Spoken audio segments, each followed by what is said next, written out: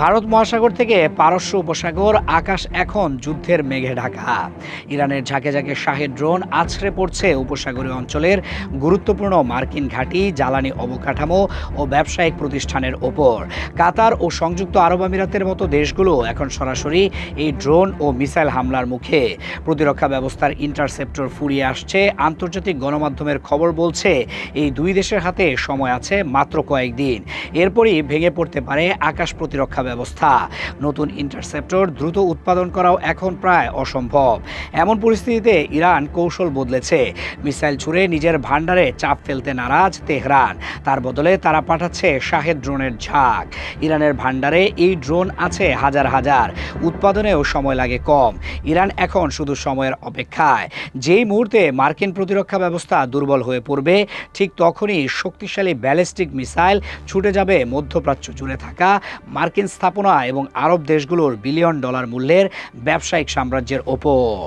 মাঝের এই সময়টুকু ইরান কাটাতে চায় সস্তা ড্রোন দিয়ে, পশ্চিমা দেশগুলোর উচ্চ মূল্যের ইন্টারসেপ্টর দিয়ে। যখন 20 থেকে 50,000 ডলার মূল্যের একটি ড্রোন ভূপাতিত করা হয়, তখন ইরানের কৌশলগত সুবিধা বাড়তে থাকে। এই ড্রোনগুলো তাদের ইঞ্জিনের কর্কশ শব্দের কারণে সহজেই চেনা যায়। গত 48 ঘন্টায় বাহরাইন, কুয়েত, সংযুক্ত আরব আমিরাত সহ পারস্য উপসাগরীয় অঞ্চলে আঘাত এনেছে কয়েকশো শাহেদ ড্রোন। মার্কিন আঞ্চলিক মিত্রদের ওপর চাপ সৃষ্টিতে এই কৌশল নিয়েছে তেহরান। একটিমাত্র শাহেদ ড্রোন দিয়েও ধসে পড়তে পারে বিলাসবহুল ভবনের বড় অংশ।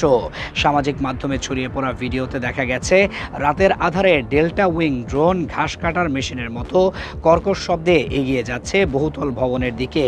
সজোরে আঘাত করার সঙ্গে সঙ্গে ব্যালকনি থেকে ধসে পড়ছে জ্বলন্ত ধ্বংসাবশেষ। শনিবার যুক্তরাষ্ট্র ও ইরান সংঘাত শুরুর পর থেকে উপসাগরীয় অঞ্চলে এখন পর্যন্ত 1000-এর বেশি ড্রোন ছোড়া হয়েছে। ধারণা করা হচ্ছে এর বড় একটি অংশই শাহেদ 136 মডেলের। সোমবার সংযুক্ত আরব আমিরাত জানিয়েছিল তাদের লক্ষ্য করে প্রায় 700 ড্রোন হামলা হয়েছে। এর মধ্যে 44টি আঘাত হানতে সক্ষম হয়েছে।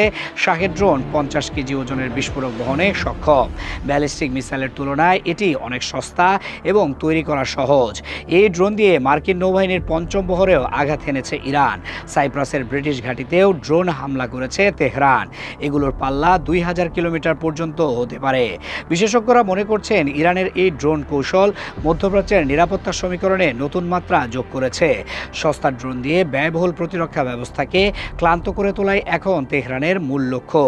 আর এই চাপের মুখে পড়ে ওয়াশিংটন কী পদক্ষেপ নেবে তা নিয়ে এখন উৎকণ্ঠা সবার।